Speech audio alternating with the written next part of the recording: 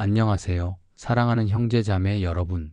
오늘 저는 여러분께 제 인생에서 가장 충격적이면서도 은혜로웠던 경험을 나누고자 합니다. 그것은 바로 뇌졸중으로 인한 임사 체험이었습니다. 그 순간 저는 깨달았습니다. 하나님은 멀리 계신 분이 아니라 바로 우리 안에, 제 안에 계셨다는 것을 말입니다. 찰스 스펄전은 이렇게 말했습니다. 기도는 하늘의 전화이다. 하지만 그때까지 저는 하나님과의 전화선이 끊어진 채로 살고 있었습니다. 형식적인 신앙생활에 안주하며 하나님을 머리로만 알고 있었을 뿐 마음으로는 멀리 느끼고 있었던 것입니다. 그런 제게 하나님은 가장 극적인 방법으로 당신의 살아계심을 보여주셨습니다. 그날은 평범한 화요일 아침이었습니다. 50대 중반의 제가 회사에서 업무를 보던 중 갑자기 심한 두통이 몰려왔습니다. 처음에는 단순한 스트레스성 두통이라고 생각했습니다. 하지만 그 고통은 점점 더 심해졌고 마치 머리가 터질 것 같은 느낌이었습니다. 시야가 흐릿해지기 시작했고 말을 제대로 할 수 없게 되었습니다. 동료들이 급히 구급차를 불렀고 저는 의식을 잃었습니다. 의식을 잃기 직전 저는 마지막으로 이런 생각을 했습니다. 아, 이렇게 끝나는구나. 그 순간 제 마음속에는 두려움보다는 이상한 평안함이 찾아왔습니다. 마치 누군가가 제 손을 잡고 있는 것 같은 느낌이었습니다. 로마서 8장 28절 말씀이 떠올랐습니다. 우리가 알거니와 하나님을 사랑하는 자, 곧 그의 뜻대로 부르심을 입은 자들에게는 모든 것이 합력하여 선을 이루느니라. 그때까지 저는 이 말씀을 단순히 위로의 말씀 정도로만 생각했습니다. 하지만 죽음의 문턱에서 이 말씀은 살아있는 현실이 되었습니다. 하나님께서는 제가 생각지도 못한 방법으로 당신의 계획을 이루어가고 계셨던 것입니다. 뇌졸중이라는 절망적인 상황조차도 하나님의 손 안에 있었습니다. 병원에서 의사들은 제 상태가 매우 위중하다고 했습니다. 대뇌에 큰 혈관이 막혔고 수술을 받더라도 후유증이 심할 가능성이 높다고 했습니다. 가족들은 눈물을 흘리며 기도했습니다. 하지만 그 순간에도 저는 이상하게 평안했습니다. 마치 하나님께서 직접 저에게 속삭이시는 것 같았습니다. 두려워하지 말라. 내가 너와 함께 하노라. 수술실로 들어가기 전 저는 완전히 의식을 잃었습니다. 그런데 그 순간부터 제가 경험한 것은 지금까지도 말로 다 표현할 수 없을 정도로 놀라운 일이었습니다. 저는 갑자기 제 몸에서 빠져나와 천장에서 아래를 내려다보고 있었습니다. 의료진들이 분주하게 움직이며 제 몸에 수술을 하고 있는 모습이 보였습니다. 그 다음 순간 저는 긴 터널 속을 지나가고 있었습니다. 터널의 끝에는 말로 표현할 수 없을 정도로 아름답고 따뜻한 빛이 있었습니다. 그 빛을 향해 걸어가는 동안 저는 이전에 느껴본 적 없는 평안과 기쁨을 경험했습니다. 모든 고통과 걱정, 두려움이 사라졌습니다. 마치 어머니의 품에 안긴 아이처럼 완전한 안정감을 느꼈습니다. 그 빛 앞에 다가갔을 때 저는 누군가의 음성을 들었습니다. 그것은 들리는 소리라기보다는 마음 깊숙한 곳에서 울려오는 목소리였습니다. 아들아, 너는 내 눈에 보배롭고 존귀하다. 내가 너를 사랑하는 마음은 변하지 않는다. 그 순간 저는 깨달았습니다. 이것이 바로 하나님의 음성이라는 것을, 그리고 하나님께서 지금까지 줄곧 제 곁에 계셨다는 것을 말입니다. 그 음성은 계속해서 저에게 말씀하셨습니다. 내가 나를 멀리 있다고 생각했지만 나는 항상 내 안에 있었다. 내가 나를 찾지 못한 것이 아니라 내가 밖에서만 찾고 있었기 때문이다. 내 성전은 바로 내 마음 안에 있다. 그 말씀을 들으며 저는 눈물을 흘렸습니다. 아니, 영원히 울고 있었습니다. 지금까지 제가 얼마나 어리석었는지 깨달았기 때문입니다. 코리 텐 붐이 말한 것처럼 어떤 구덩이도 하나님의 사랑보다 깊지 않다는 것을 그제야 진정으로 이해할 수 있었습니다. 저는 죽음이라는 가장 깊은 구덩이에 빠져 있었지만 하나님의 사랑은 그보다도 더 깊고 더 넓었습니다. 그 사랑 안에서 저는 완전한 평안을 경험했습니다. 그 빛 속에서 저는 제 인생의 모든 순간들을 다시 보게 되었습니다. 어린 시절부터 지금까지 제가 경험했던 모든 기쁨과 슬픔, 성공과 실패, 죄와 회개의 순간들이 파노라마처럼 펼쳐졌습니다. 하지만 그 모든 순간마다 하나님께서 함께 계셨다는 것을 알 수 있었습니다. 제가 하나님을 모른다고 생각했던 순간에도, 제가 하나님께 등을 돌렸던 순간에도 하나님은 결코 저를 떠나지 않으셨습니다. 그 아름다운 빛 속에서 머물고 싶었습니다. 다시는 이 세상의 고통과 어려움을 경험하고 싶지 않았습니다. 하지만 그때 다시 하나님의 음성이 들려왔습니다. 아들아, 아직 내가 할 일이 남아있다. 내가 경험한 이 사랑을 세상에 전해야 한다. 돌아가서 내가 얼마나 가까이 있는지, 내가 얼마나 사랑하는지를 증거하여라. 그 말씀을 들으며 저는 다시 눈물을 흘렸습니다. 이제 이해할 수 있었습니다. 하나님께서 저에게 이 경험을 허락하신 이유를 말입니다. 시편 23편 4절 말씀처럼 내가 사망의 음침한 골짜기로 다닐지라도 해를 두려워하지 않을 것은 주께서 나와 함께 하심이라 하신 그 말씀을 제가 직접 경험하게 하신 것입니다. 하나님은 말씀하셨습니다. 내가 지금까지 나를 교회 안에서만, 성경 안에서만, 기도 시간에만 찾았지만 나는 내가 일할 때도, 쉴 때도, 기뻐할 때도, 슬퍼할 때도 항상 너와 함께 있었다. 내 성령이 내 안에 거하고 있기 때문이다. 그제야 저는 예수님께서 내가 너희와 항상 함께 있으리라고 약속하신 말씀의 진정한 의미를 깨달았습니다. 얼마나 시간이 흘렀는지 모르겠지만 갑자기 저는 다시 제 몸으로 돌아오는 것을 느꼈습니다. 중환자실에서 눈을 떴을 때 제 주변에는 가족들이 둘러싸고 있었습니다. 모두 울고 있었습니다. 의사는 기적이라고 했습니다. 뇌사 판정을 받을 뻔했던 제가 아무런 후유증 없이 깨어났기 때문입니다. 하지만 저에게는 그것보다 더 큰 기적이 있었습니다. 바로 하나님을 진정으로 만났다는 것입니다. 제 마음 안에는 이전과는 완전히 다른 평안이 있었습니다. 하나님에 대한 확신이 있었습니다. 더 이상 하나님이 멀리 계신 분이 아니었습니다. 제 안에 계신 분이었습니다. 가족들에게 제가 경험한 일을 이야기했을 때 처음에는 믿지 않았습니다. 하지만 제가 변화된 모습을 보며 점점 확신하게 되었습니다. 이전에 저는 늘 걱정이 많고 불안해했습니다. 사업이 잘 안 될까봐, 건강이 나빠질까봐, 자녀들이 잘못될까봐 항상 염려했습니다. 하지만 이제는 달랐습니다. 모든 것이 하나님의 손 안에 있다는 확신이 있었습니다. 존 웨슬리가 말한 것처럼 하나님은 기도하는 사람을 통해 역사하신다는 것을 깨달았습니다. 이제 저의 기도는 달랐습니다. 이전에는 하나님께 이것저것 달라고 조르는 기도였다면 이제는 하나님과 대화하는 기도가 되었습니다. 하나님께서 제 안에 계시다는 것을 알기 때문에 기도는 자연스러운 대화가 되었습니다. 퇴원 후 일상으로 돌아왔을 때 저는 모든 것이 달라 보였습니다. 같은 집, 같은 직장, 같은 사람들이었지만 완전히 다른 눈으로 보게 되었습니다. 아침에 일어나서 커피를 마실 때도, 출근길에 지하철을 탈 때도, 동료들과 일할 때도, 저녁에 가족과 식사할 때도 하나님께서 함께 계신다는 것을 느낄 수 있었습니다. 마틴 루터가 기도는 만사의 열쇠이다라고 말한 것을 이제야 진정으로 이해할 수 있었습니다. 기도는 특별한 시간에만 하는 것이 아니라 숨 쉬는 것처럼 자연스러운 것이었습니다. 일하면서도, 걸으면서도, 쉬면서도 하나님과 대화할 수 있었습니다. 하나님께서 제 안에 계시기 때문이었습니다. 회사에서 어려운 일이 생겼을 때도 이전과는 다른 반응을 보였습니다. 스트레스를 받고 화를 내는 대신 마음속으로 하나님께 지혜를 구했습니다. 그러면 신기하게도 해결책이 떠올랐습니다. 동료들과의 관계에서도 변화가 있었습니다. 이전에는 경쟁 상대로만 생각했던 사람들을 하나님께서 사랑하시는 소중한 존재로 보게 되었습니다. 가정에서도 큰 변화가 있었습니다. 아내와 자녀들과의 관계가 더욱 깊어졌습니다. 저녁 식사 시간에는 하루 종일 함께 하신 하나님께 감사하는 시간을 가졌습니다.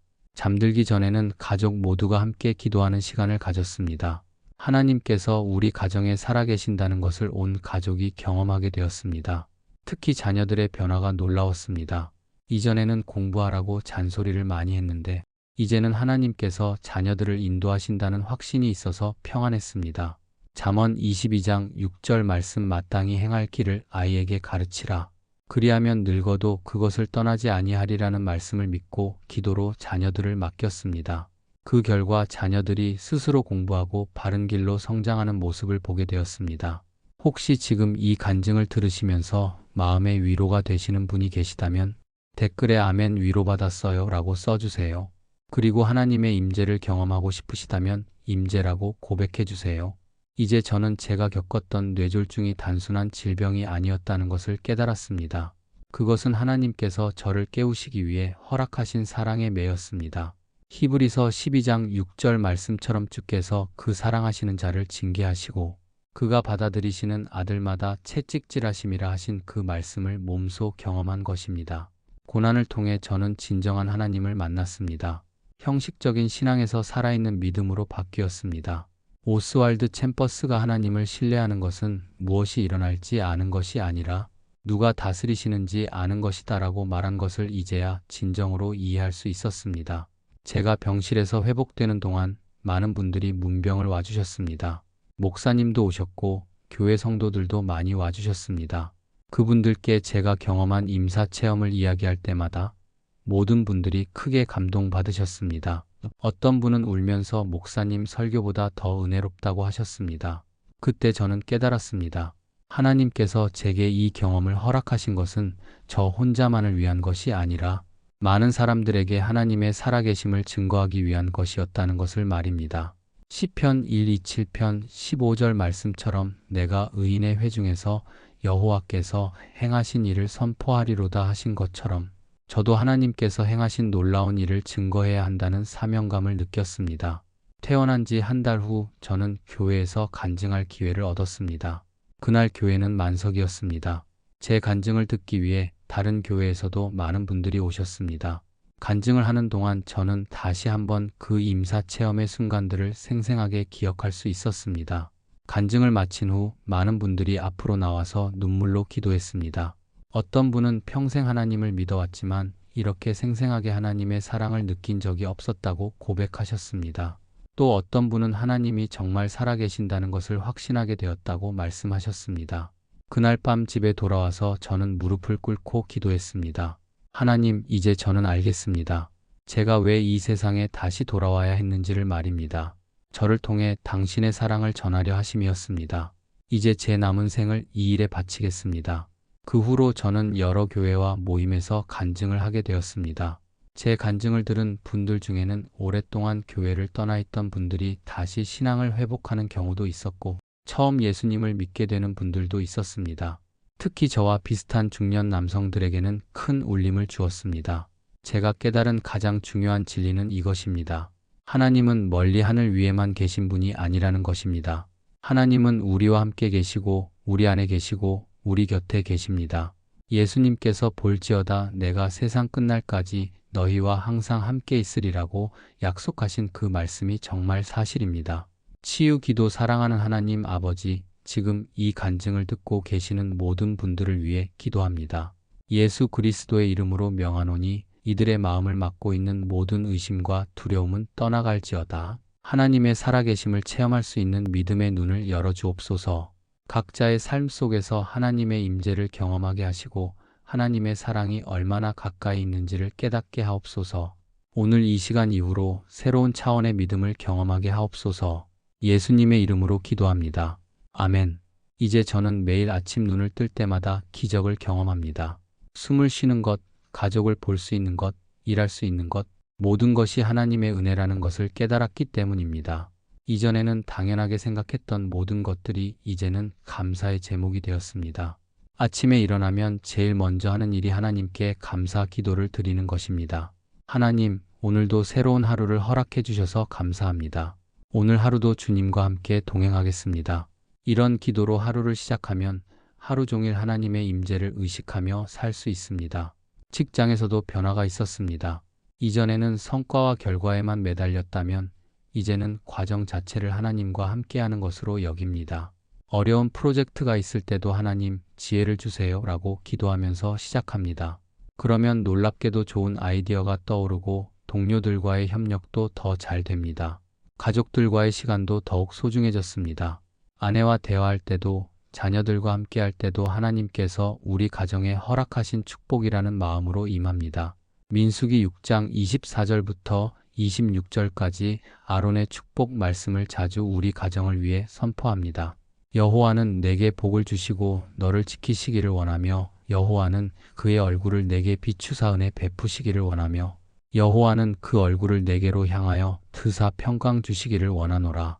특히 자녀들에게는 하나님께서 각자에게 특별한 계획을 가지고 계시다는 것을 자주 이야기해 줍니다. 시편 139편 16절 말씀처럼 나의 몸이 아직 이루어지지 아니하였을 때에 주의 눈이 보셨으며 나를 위하여 정한 날이 하나도 되기 전에 주의 책에 다 기록이 되었나이다 하신 것처럼 하나님께서는 우리 자녀들의 인생도 미리 계획하고 계신다는 것을 믿고 기도합니다. 혹시 여러분도 저처럼 하나님의 임재를 경험하고 싶으시다면 댓글에 임재 체험이라고 써주세요. 그리고 하나님과 더 가까워지고 싶으시다면 가까이라고 고백해 주세요. 사랑하는 형제 자매 여러분, 지금 이 순간에도 하나님은 여러분의 기도를 들고 계십니다. 어떤 어려움 속에서도 포기하지 마십시오. 하나님의 때가 반드시 있습니다. 제가 뇌졸중으로 죽음의 문턱까지 갔지만 하나님께서 저를 다시 살려주신 것처럼 여러분의 인생에도 하나님의 놀라운 계획이 있습니다. 임사 체험 이후 제 기도 생활은 완전히 달라졌습니다. 이전에는 기도가 의무처럼 느껴졌습니다. 정해진 시간에 정해진 기도문을 읽는 것이 기도의 전부였습니다. 하지만 이제는 기도가 하나님과의 진정한 대화가 되었습니다. 하나님께서 제 안에 계신다는 것을 알기 때문에 언제든지 자연스럽게 기도할 수 있게 되었습니다. 어거스틴이 말한 것처럼 우리 마음이 주 안에서 안식을 얻기까지는 불안하나이다라는 말씀을 이제 진정으로 이해할 수 있었습니다. 제 마음이 하나님 안에서 진정한 안식을 찾았기 때문입니다. 더 이상 무엇인가를 간구하기 위해서만 기도하지 않습니다. 그냥 하나님과 함께 있는 것 자체가 기쁨이 되었습니다. 새벽 기도 시간이 가장 소중합니다. 아무도 깨지 않은 이른 새벽, 조용한 방에서 하나님과 단둘이 시간을 보냅니다. 그 시간에 저는 다시 한번 하나님의 임재를 생생하게 느낍니다. 때로는 말없이 하나님의 사랑 안에서 휴식하기도 하고 때로는 마음속 깊은 이야기를 털어놓기도 합니다.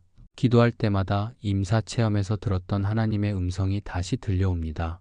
아들아, 너는 내 눈에 보배롭고 존귀하다. 이 말씀이 제 정체성의 기초가 되었습니다. 세상이 저를 어떻게 평가하든 상관없습니다. 하나님께서 저를 보배롭고 존귀하다고 하셨기 때문입니다. 예레미야 33장 3절 말씀 너는 내게 부르짖으라 내가 내게 응답하겠고 내가 알지 못하는 크고 은밀한 일을 내게 보이리라 하신 약속이 제 삶에서 현실이 되었습니다. 기도할 때마다 하나님께서는 새로운 것을 보여주십니다. 때로는 성경 말씀을 통해, 때로는 일상의 작은 사건을 통해, 때로는 마음속 깊은 감동을 통해 응답해 주십니다.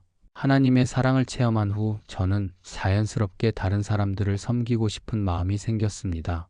이전에는 내 일, 내 가정만 챙기기도 바빴는데 이제는 어려운 이웃들을 돌아보고 싶은 마음이 간절해졌습니다. 하나님의 사랑을 받은 자로서 그 사랑을 나누어 주고 싶었습니다. 교회에서 병문안 사역에 참여하게 되었습니다. 병원에 입원한 성도들을 문안하며 제 간증을 나누었습니다. 특히 중환자실에 있는 분들을 만날 때마다 제가 경험했던 하나님의 은혜를 전해드렸습니다. 하나님께서 여러분과 함께 계십니다. 포기하지 마십시오라고 격려해 드릴 때마다 큰 보람을 느꼈습니다. 길거리에서 노숙자분들을 만나면 따뜻한 식사를 대접해 드리기도 합니다. 그분들과 이야기를 나누며 하나님의 사랑을 전해드립니다. 어떤 분은 오랫동안 하나님을 원망했는데 당신 이야기를 듣고 보니 하나님께서 나를 버리지 않으셨구나라고 고백하시기도 했습니다.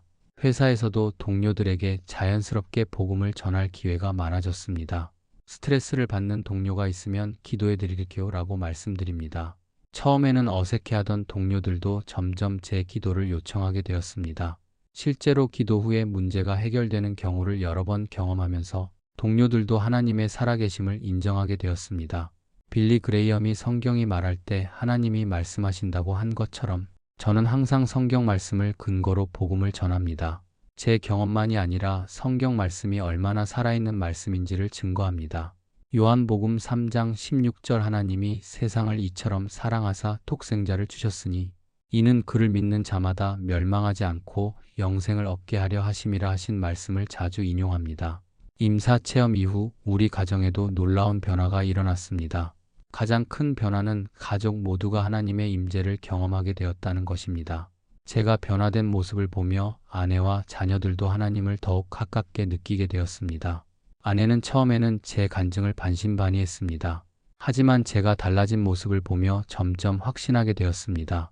이전에는 제가 짜증을 잘 내고 화를 잘 냈는데 이제는 항상 평안하고 온유한 모습을 보였기 때문입니다. 아내는 당신이 정말 하나님을 만난 것 같다고 고백했습니다. 우리 큰아이는 대학 입시를 준비하고 있었는데 제 간증을 듣고 나서 완전히 달라졌습니다. 이전에는 성적에 대한 스트레스로 자주 우울해했는데 이제는 하나님께서 제 인생을 인도하실 거예요 라며 평안해했습니다. 실제로 기도하며 공부한 결과 원하던 대학에 합격할 수 있었습니다. 둘째 아이는 중학생인데 친구들과의 관계에서 어려움이 있었습니다. 제가 하나님께 기도해 보자고 제안했을 때 처음에는 시큰둥했지만 함께 기도한 후 친구들과의 관계가 회복되는 것을 경험했습니다. 그 후로는 스스로 어려운 일이 있을 때마다 기도하는 모습을 보입니다. 가족 예배 시간도 생겼습니다. 매주 일요일 저녁에는 온 가족이 함께 모여서 한 주 동안 경험한 하나님의 은혜를 나누는 시간을 갖습니다. 각자가 경험한 작은 기적들, 응답받은 기도들을 서로 나누면서 하나님의 살아계심을 더욱 확신하게 됩니다. 수잔나 웨슬리가 말한 것처럼 가정은 첫 번째 교회이다라는 말씀을 실감합니다. 우리 가정이 진정한 하나님의 교회가 되었습니다. 서로 사랑하고 서로 기도해주고 서로 격려하는 아름다운 공동체가 되었습니다. 혹시 지금 가정에 어려움이 있으시거나 가족들과의 관계가 힘드신 분이 계시다면 댓글에 가정회복이라고 써주세요. 하나님께서 여러분의 가정도 회복시켜 주실 것입니다. 임사 체험을 통해 저는 죽음에 대한 관점이 완전히 바뀌었습니다. 이전에는 죽음이 두려웠습니다. 모든 것의 끝이라고 생각했습니다. 하지만 이제는 죽음이 두렵지 않습니다. 죽음은 끝이 아니라 새로운 시작이라는 것을 알기 때문입니다. 그 아름다운 빛의 세계를 경험했기 때문에 언젠가 다시 그곳으로 가게 될 것이라는 소망이 있습니다. 고린도후서 5장 1절 말씀처럼 만일 땅에 있는 우리의 장막 집이 무너지면 하나님께서 지으신 집, 곧 손으로 지은 것이 아닌 하늘에 있는 영원한 집이 우리에게 있는 줄 아느니라 하신 그 약속을 확신합니다. 하지만 아직 이 땅에서 할 일이 남아있다는 것도 압니다. 하나님께서 저를 다시 이 세상으로 보내신 이유가 있기 때문입니다. 더 많은 사람들에게 하나님의 사랑을 전하고 하나님의 살아계심을 증거하는 것이 제 사명입니다. 요한복음 14장 2절에서 예수님께서 내 아버지 집에 거할 곳이 많도다. 그렇지 않으면 너희에게 일렀으리라. 내가 너희를 위하여 처소를 예비하러 가노니라고 말씀하신 것을 이제 확신할 수 있습니다. 정말로 하늘에는 우리를 위한 처소가 예비되어 있습니다. 이런 확신이 있기 때문에 현재의 삶도 더욱 의미 있게 살 수 있습니다. 영원한 관점에서 모든 것을 바라보기 때문에 세상의 일시적인 어려움들에 흔들리지 않습니다. 베드로전서 1장 3절부터 4절까지 말씀처럼 우리 주 예수 그리스도의 아버지 하나님을 찬송하리로다. 그의 많으신 긍휼대로 예수 그리스도를 죽은 자 가운데서 부활하게 하심으로 말미암아 우리를 거듭나게 하사 산 소망이 있게 하시며 썩지 않고 더럽지 않고 쇠하지 아니하는 기업을 있게 하시나니 곧 너희를 위하여 하늘에 간직하신 것이라는 소망이 제 마음에 있습니다. 이 모든 경험을 통해 제가 깨달은 가장 중요한 진리는 이것입니다. 하나님은 멀리 계신 분이 아니라는 것입니다. 하나님은 바로 우리 곁에, 우리 안에 계십니다. 사도행전 17장 27절부터 28절까지 말씀처럼 이는 사람으로 혹 하나님을 더듬어 찾아 발견하게 하려 하심이로되 그는 우리 각 사람에게서 멀리 떠나 계시지 아니하도다. 우리가 그를 힘입어 살며 기동하며 존재함이라는 것이 사실입니다. 많은 사람들이 하나님을 멀리서 찾으려고 합니다. 높은 산에 올라가야 만날 수 있다고 생각하고 특별한 기도원에 가야 만날 수 있다고 생각합니다. 하지만 하나님은 이미 우리와 함께 계십니다. 예수님께서 내가 세상 끝날까지 너희와 항상 함께 있으리라고 약속하셨기 때문입니다. 제가 임사 체험에서 들었던 하나님의 음성이 다시 생각납니다. 아들아, 내가 나를 멀리 있다고 생각했지만 나는 항상 내 안에 있었다. 내가 나를 찾지 못한 것이 아니라 내가 밖에서만 찾고 있었기 때문이다. 내 성전은 바로 내 마음 안에 있다. 고린도전서 3장 16절 말씀에서 너희는 하나님의 성전인 것과 하나님의 성령이 너희 안에 거하시는 것을 알지 못하느냐고 하셨습니다. 우리는 모두 하나님의 성전입니다. 하나님의 성령이 우리 안에 거하십니다. 이보다 더 가까울 수 있겠습니까? 지금도 이 간증을 듣고 계시는 여러분 안에 하나님이 계십니다. 여러분이 의식하든 못하든 믿든 안 믿든 하나님은 여러분을 사랑하시고 여러분과 함께 계십니다. 단지 우리가 깨닫지 못할 뿐입니다. 혹시 지금 하나님이 멀게 느껴지신다면 잠시 눈을 감고 마음속으로 이렇게 기도해 보세요. 하나님, 제가 당신을 느끼지 못해도 당신은 저와 함께 계신다는 것을 믿습니다. 제 마음의 눈을 열어서 당신의 임재를 느끼게 해주세요. 이렇게 기도하시면 분명히 하나님의 평안이 마음에 임할 것입니다. 혹시 여러분도 저처럼 하나님의 가까우심을 경험하고 싶으시다면 댓글에 가까이 계신 하나님이라고 써주세요. 그리고 하나님의 임재를 체험하고 싶으시다면 임재 체험이라고 고백해 주세요. 치유 기도 사랑하는 하나님 아버지, 지금 이 간증을 듣고 계시는 모든 분들을 위해 기도합니다. 예수 그리스도의 이름으로 명하노니 이들의 영적인 눈이 열려서 하나님의 임재를 깨닫게 하옵소서. 하나님께서 얼마나 가까이 계신지, 얼마나 사랑하고 계신지를 마음 깊이 느끼게 하옵소서.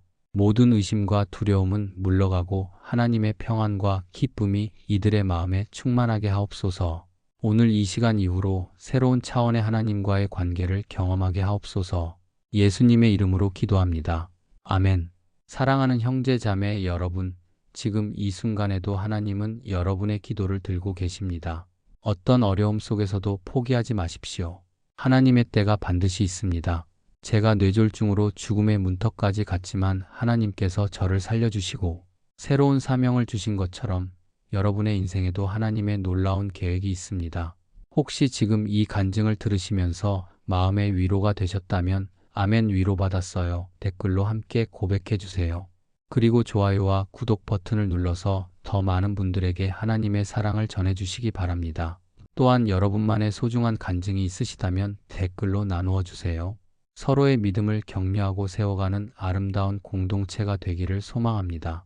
더 많은 분들이 하나님의 살아계심을 경험하실 수 있도록 구독과 좋아요로 함께 해주세요. 여러분의 참여가 복음 전파의 통로가 됩니다. 마지막으로 민수기 6장 24절부터 26절까지 말씀으로 여러분 모두를 축복합니다. 여호와는 내게 복을 주시고 너를 지키시기를 원하며 여호와는 그의 얼굴을 내게 비추사 은혜 베푸시기를 원하며 여호와는 그 얼굴을 내게로 향하여 드사 평강 주시기를 원하노라. 하나님의 축복이 여러분의 가정과 삶 위에 충만하기를 기도합니다. 하나님은 멀리 계시지 않습니다.